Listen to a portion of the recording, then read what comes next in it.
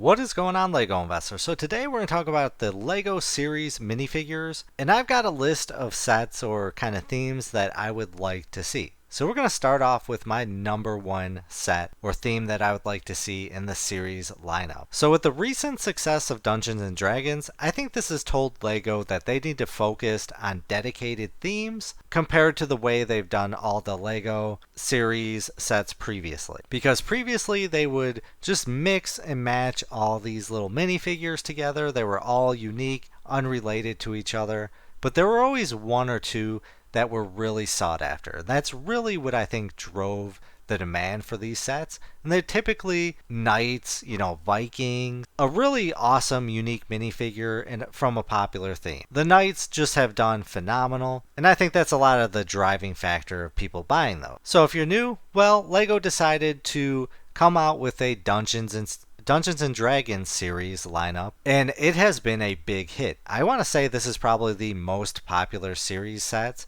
we have had yet. They are selling instantly. Everyone is buying all of them in comparison to trying to locate the one minifigure that's going to be really awesome. So I really think going forward, and it will probably take LEGO a little while to determine this, we'll probably get another series set after this. But after that, I think we're probably going to start getting dedicated themes and dedicated lineups because those sell better and that will earn LEGO more money in the long run.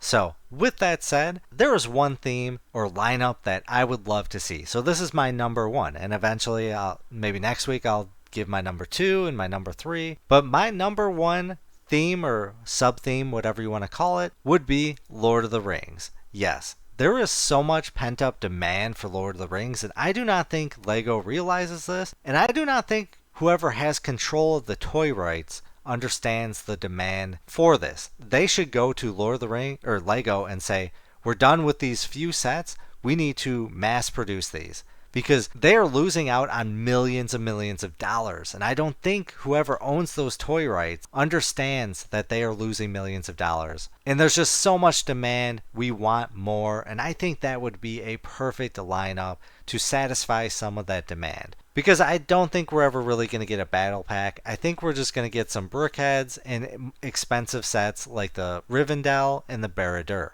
which are phenomenal sets. But really, I want to stop seeing these expensive sets. I want to see normal sets. Lord of the Rings is my favorite theme. There's literally unlimited potential, and I think LEGO is just making a big mistake. I think Lord of the Rings could compete with Star Wars. It won't beat Star Wars, but I think it will be a second ranking set because you just got so many unlimited potential to make different kinds of orcs, different kind of like commander orcs, soldiers. I mean, it's endless. You literally have an army building set and you're not utilizing it. And man, I wish an executive would watch this and just realize like, hey, yeah, maybe there is some pent up demand and we could make millions of dollars. So I think if we did this in the series lineup, it would be phenomenal. But really quick, before we dive into it a little more, I want to go over some Lord of the Rings sets so you can kind of see what we're talking about and how well these sets have done. They're just amazing. And really, army building sets, that's a phenomenal theme to invest in. So you've got the Uruk-hai army, retail for $29.99, value of $225. Attack on Weathertop, $59.99, value of $250. Battle of Helm's Deep, which is an amazing set, $129, and these are all reasonably priced. $129, value of $550. I mean, all of these. I mean, look at, and this is what I'm talking about. This is why I think these would be perfect in the series lineup. You've got the Uruk-hai with the ballista. Nobody cares about the ballista. They wanted that Uruk-hai.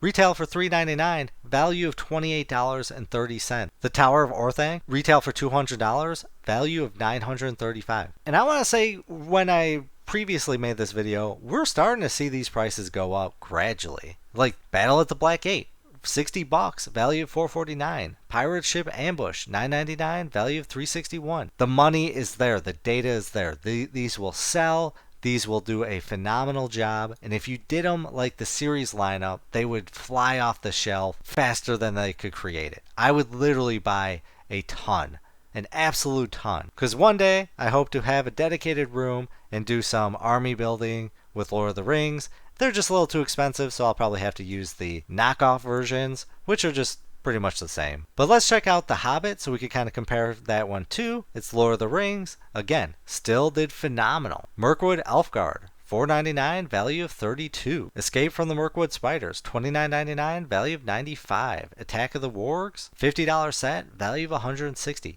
The demand is there. These would sell amazing. Like these little sets, the Lake Town Guard, $5, value of $33. And you're probably saying, well, if they made them in a series lineup, they'll probably not do as well. Yeah, they're not going to do as well. But you'll see a lot of people buy them because they're building sets out. They could use these minifigures. They might not go to $30 a piece, but they'll go to 15, 20, 25, and those are great returns. So since we talked about the Dungeons and Dragons, because I think this is really the pivot and the eye-opening experience that LEGO is going to see, that if they make dedicated themes and series, they're going to do better than the mix match. So these have been flying off the shelf, and please comment down below which one you think is going to do really awesome. I'd love to hear which Dungeons and Dragons minifigure you think is going to do insane.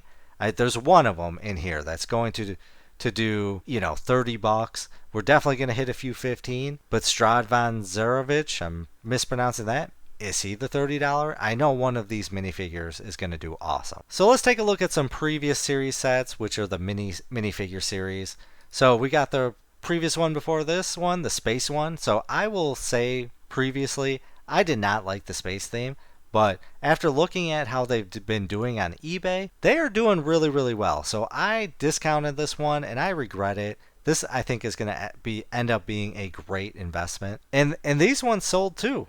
I mean, there could be huge potential if they did the Lord of the Rings. Let's take a look at the Series 25. So this is kind of how they did it before. Mixed match of everything. You got the dog groomer, the warrior, train guy, triceratops, mushroom girl, goat farmer. It's all mixed match. But then you got the Basil Batlord. This was the clear winner. This is what everyone hunted for. I hunted for it. I think this one is probably the best minifigure of 2024. It's such a phenomenal minifigure. I love it. And sadly, I was only able to get like 20. Actually, I don't even know if it's 20. Probably 15. And then the series before that, Series 24, we got, football referee, brown astronaut and space boy, carrot mascot, falconer. Falconer was the winner. The orc was the winner also, which it looks like it's going up in price, so that's great to see. So honestly, the pricing value of these are going up.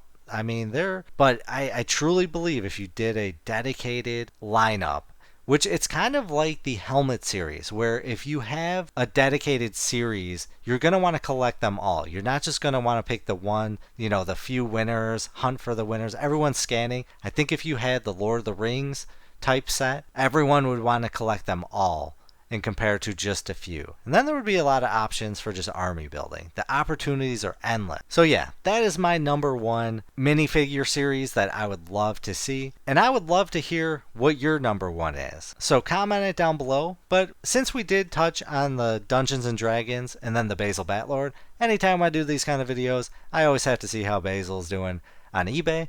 But on eBay with the Dungeons and Dragons, we've got the Gnome Fighter pulling in $20. The Paladin, $11. The Mind Frayer, $4.46. Strad von Zarovich, $5.99. Mind Flayer, $5.99. Sass Tam, $5.99. $12.97 for the Mind Flayer.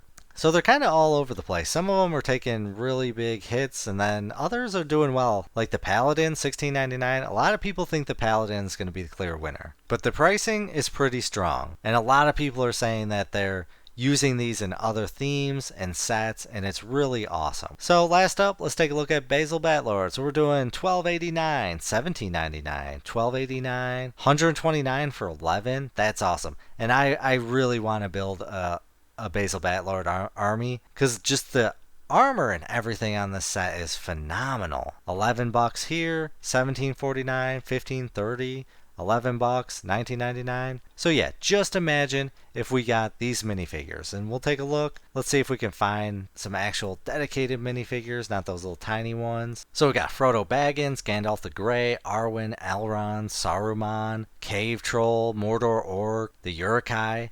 I think if they came out with them, let's say you definitely have to have a Uruk-hai figure. I think that will probably be number one because people love army building. Then obviously an orc would come in second.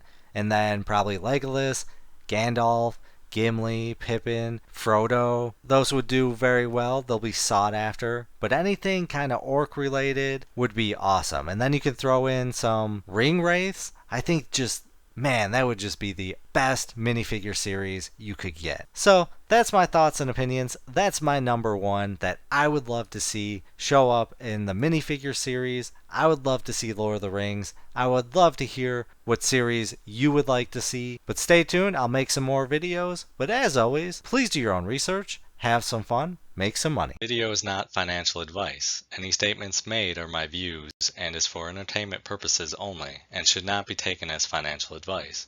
Do your own research before making any financial investments.